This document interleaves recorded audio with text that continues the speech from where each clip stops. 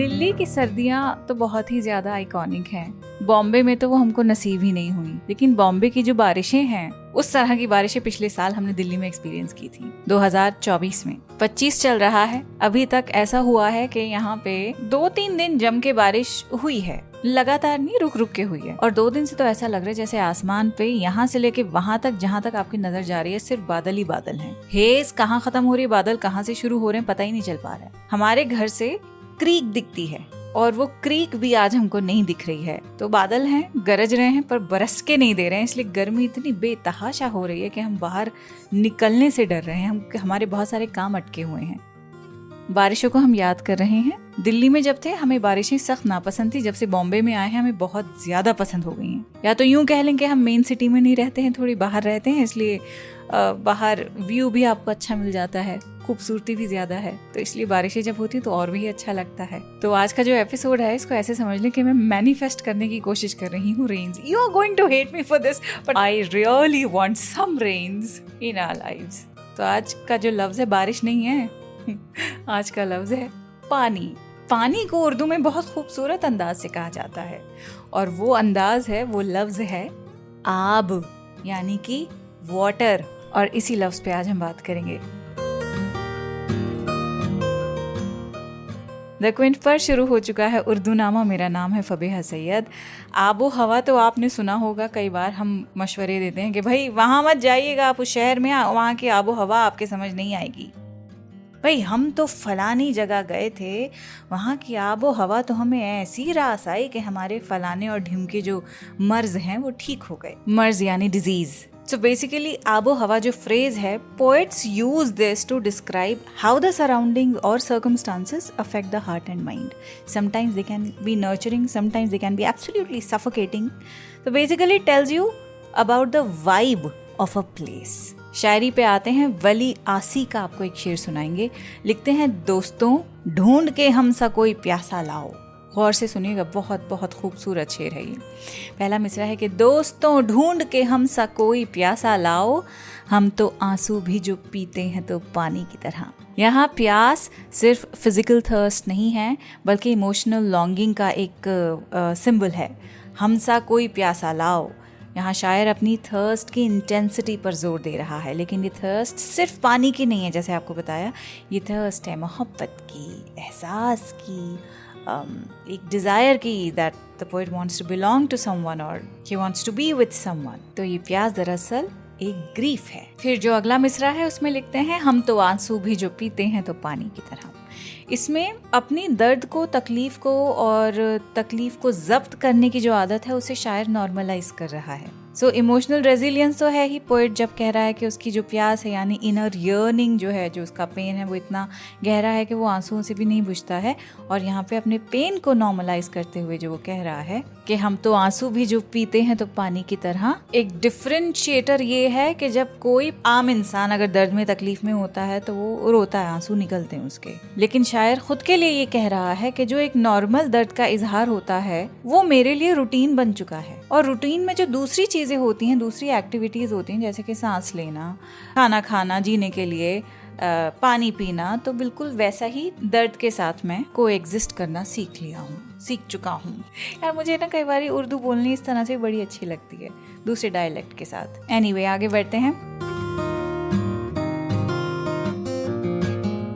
उर्दू शायरी में आब को आब दीदा के तौर पे भी इस्तेमाल किया जाता है, यानी आब के आगे दीदा लगा लेते हैं और ये जो फ्रेज है इसका मतलब फिर बन जाता है टीयरी आइड। तो अब मैं आपको कुछ अशार सुनाऊंगी जो आब दीदा के ऊपर लिखे गए हैं। जैसे कि लाला माधव राम जौहर का ये शेर है कि ए दोस्त तुझको रहम न आए तो क्या करूं, ए दोस्त तुझको रहम न आए तो क्या करूं, दुश्मन भी मेरे हाल पे अब आब दीदा है।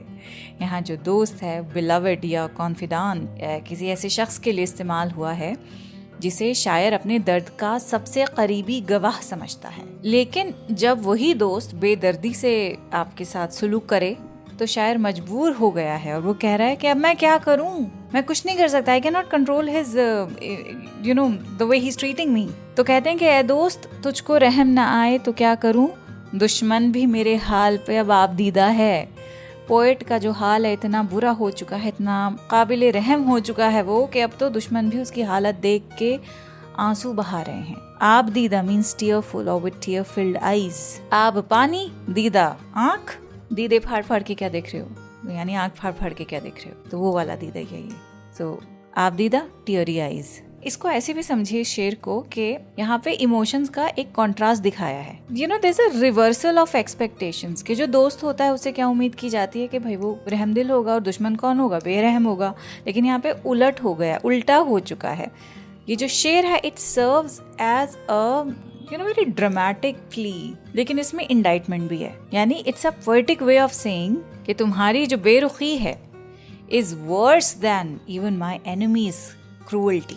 जब दुश्मन भी आंसू बहा रहा है तो तेरे दिल को क्या हो गया है कि वो नरम क्यों नहीं पड़ रहा। ऐ दोस्त तुझको रहम ना आए तो क्या करूं, दुश्मन भी मेरे हाल पे अब आप दीदा है।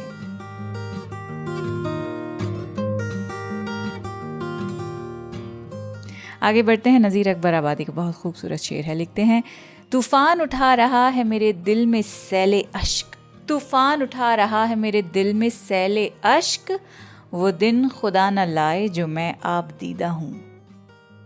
यहाँ शायर कह रहा है कि उसके दिल के अंदर एक सैले अश्क यानी आंसुओं का सैलाब उठ रहा है। एक पूरा इमोशनल स्टॉर्म है उसके अंदर, लेकिन फिर भी वो आंखों तक नहीं आ पा रहा है। मतलब आंखों तक आने नहीं दे रहे हैं, वो अंदर महसूस कर रहे हैं एक उबाल जज्बात का, पर वो आंखों से आंसू बन के नहीं बह रहा है।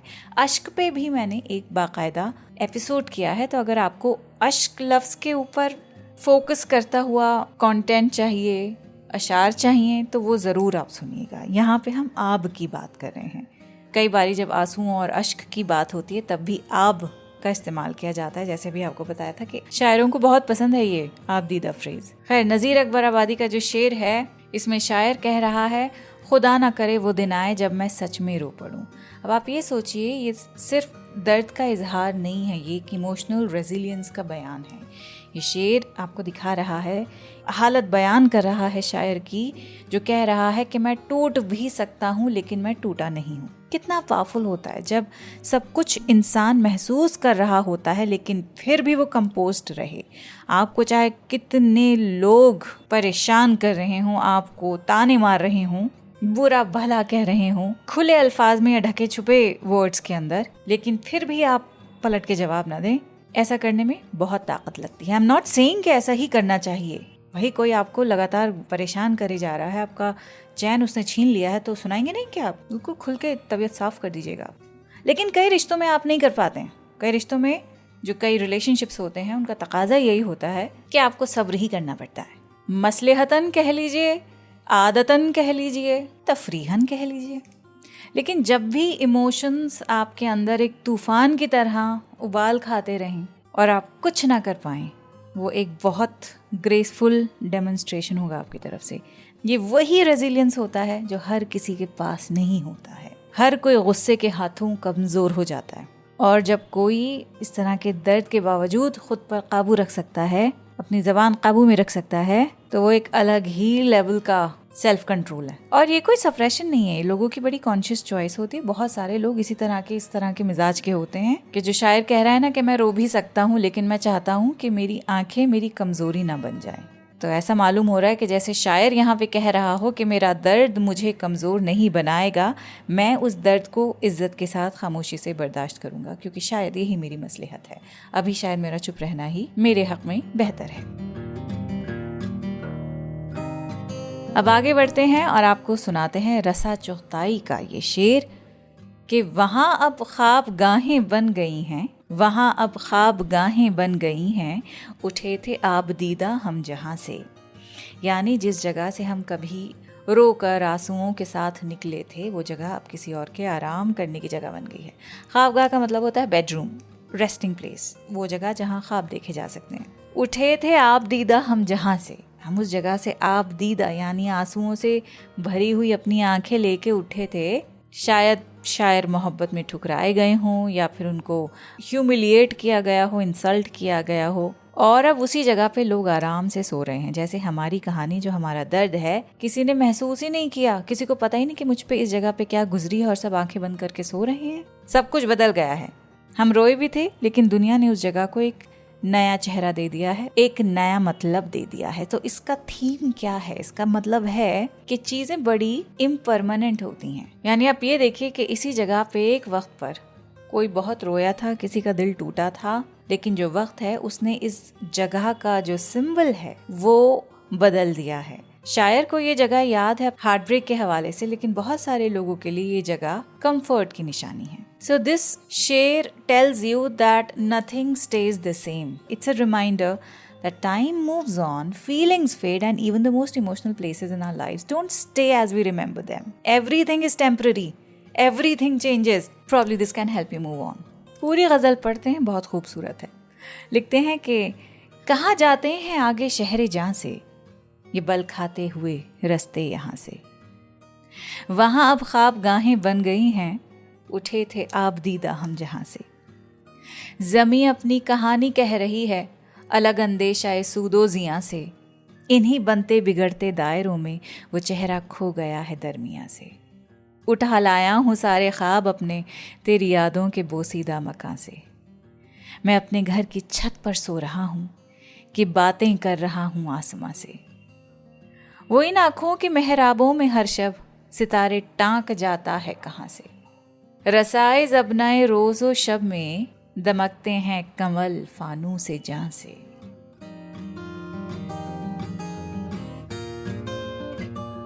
आपको इस पॉडकास्ट की शुरुआत में ही मैंने बता दिया था कि मैं इस एपिसोड में पानी जो लफ्ज़ है उस पे लिखे गए अशार इस्तेमाल नहीं करूँगी। ऐसा मैंने जानबूझकर किया है क्योंकि जो पानी है उर्दू अदब में इतना गहरा और मल्टी फैसेटेड लफ्ज़ है कि मैं चाहती हूँ उसके लिए अलग ही एक पॉडकास्ट डेडिकेट किया जाए, क्योंकि इसको अच्छे से तफसील से एक्सप्लोर करेंगे तभी मज़ा आएगा। तो ये पॉडकास्ट यहीं पे ख़त्म करेंगे। आपसे मिलते हैं अगले हफ्ते। बारिशें हो गई तो बढ़िया है, नहीं तो हम मैनिफेस्ट करते रहेंगे। ख्याल रखें अपना। खुदा हाफिज़।